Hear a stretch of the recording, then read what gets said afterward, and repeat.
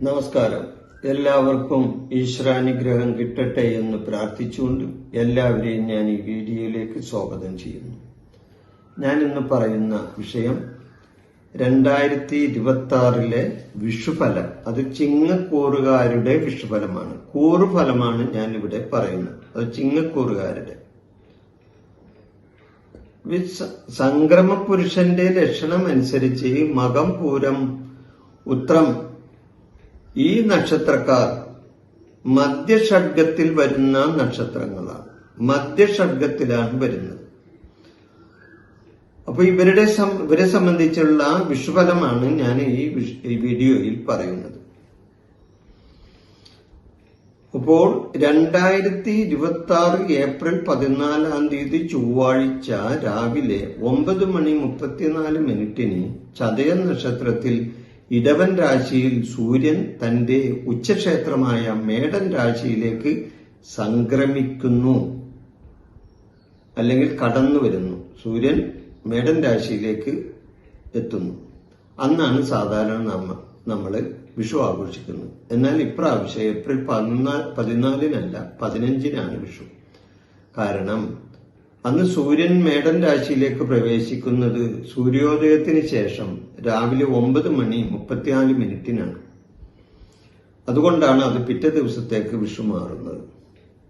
അപ്പോൾ ഈ മേടൻ രാശിയിലേക്ക് സൂര്യന്റെ പ്രവേശിക്കുന്ന ആ സംക്രമ സമയത്തെ സംക്രമ പുരുഷന്റെ ലക്ഷണം അനുസരിച്ച് 2026 പഞ്ചാംഗ വിധി പ്രകാരം നക്ഷത്രങ്ങളെ രണ്ടായി വേർതിരിച്ചിട്ടുണ്ട്. ഒന്ന് ശൂലമെന്നും മറ്റൊന്ന് ഷഡ്ഗമെന്നുമാണ് പഞ്ചാംഗ വിധി പ്രകാരം വേർതിരിച്ചിട്ടുള്ളത്. അതിൽ ശൂലത്തിൽ വരുന്ന നക്ഷത്രങ്ങൾക്ക് വിഷുഫലം അത്ര ഗുണകരമല്ല. എന്നാൽ ഷഡ്ഗത്തിൽ വരുന്ന 18 നക്ഷത്രക്കാരെ സംബന്ധിച്ച് ഈ വിഷുഫലം അവർക്ക് വളരെയധികം നേട്ടങ്ങളും അതേപോലെ തന്നെ ഗുണാനുഭവങ്ങളും രാജയോഗ തുല്യമായ പദവികളും അവർക്ക് നേടിയെടുക്കാൻ കഴിയുന്ന ഒരു വിഷുഫലമാണ് ഇവരെ സംബന്ധിച്ച് ഉണ്ടാകുന്നത്. അപ്പോ ചിങ്ങക്കൂറുകാരുടെ ഫലമാണ് ഞാനിപ്പോ ഇവിടെ പറയുന്നത്. അപ്പൊ എന്റെ ചാനൽ നിങ്ങൾ ഇതുവരെ സബ്സ്ക്രൈബ് ചെയ്യാത്തവരുണ്ടെങ്കിൽ ഇതൊന്ന് സബ്സ്ക്രൈബ് ചെയ്യണമെന്നും ലൈക്ക് ചെയ്യണമെന്നും ഈ ചാനലിനെ നിങ്ങൾ പ്രോത്സാഹിപ്പിക്കണമെന്നും നിങ്ങളുടെ മുമ്പിൽ ഈ അവസരത്തിൽ ഞാൻ പറയുകയാണ്. അപ്പൊ ചിങ്ങക്കൂറുകാരുടെ വിഷുഫലം. അപ്പൊ സംക്രമ പുരുഷന്റെ ലക്ഷണം അനുസരിച്ച് മകം, പൂരം, ഉത്രം മധ്യഷഡ്ഗത്തിൽ വരുന്ന നക്ഷത്രങ്ങളാണ്. ഇവർക്ക് ശുഭകരമായ ഫലമാണ് കാത്തിരിക്കുന്നത്, അല്ലെങ്കിൽ ശുഭകരമായ ഫലമാണ് ഇവർക്കുണ്ടാവുന്നത്. ഉദ്ദേശിച്ച പല കാര്യങ്ങളും ഇവർക്ക് നേടാൻ സാധിക്കും. അവർ നേരത്തെ ഉദ്ദേശിച്ചിട്ട് നടക്കാതെ പോയ കാര്യങ്ങൾ പോലും ഈ വിഷുഫലമായി അവർക്ക് നേടാൻ കഴിയുന്നതാണ്. ചെയ്യുന്ന കാര്യങ്ങളിൽ നേട്ടങ്ങൾ ഇവരെ കാത്തിരിക്കും. നേട്ടങ്ങൾ ഉണ്ടാവും ഇവരെ സംബന്ധിച്ച്. ധനപരമായ ഉയർച്ച, സാമ്പത്തികമായ ഒരു ഭദ്രത ഈ വിഷുഫലമായി ഉണ്ടാവും. ബഹുമാനങ്ങളും പുരസ്കാരങ്ങളും പ്രശസ്തിയും ഇവർക്ക് കിട്ടുന്നതാണ്. കുടുംബപരമായി നോക്കുമ്പോൾ സുഖസൗകര്യങ്ങൾ കുടുംബത്തിലുണ്ടാവുകയും കുടുംബാംഗങ്ങളുമായി നല്ല സൗഹൃദ ബന്ധങ്ങൾ ഉണ്ടാവുകയും ചെയ്യും.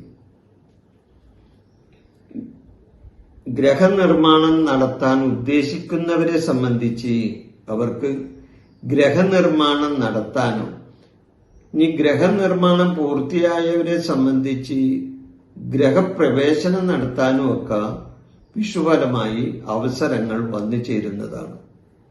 ഇനി ഇത് രണ്ടുമല്ലെങ്കിൽ ഗ്രഹനിർമ്മാണ പ്രവർത്തനങ്ങൾക്ക് ഭൂമി വാങ്ങാൻ ഉദ്ദേശിക്കുന്നവർക്ക് ഭൂമി വാങ്ങാനും അതുമായിട്ടുള്ള പ്രവർത്തനങ്ങൾ നല്ല വിധത്തിൽ മുന്നോട്ട് കൊണ്ടുപോകാനും ഇവർക്ക് കഴിയുന്നതാണ്.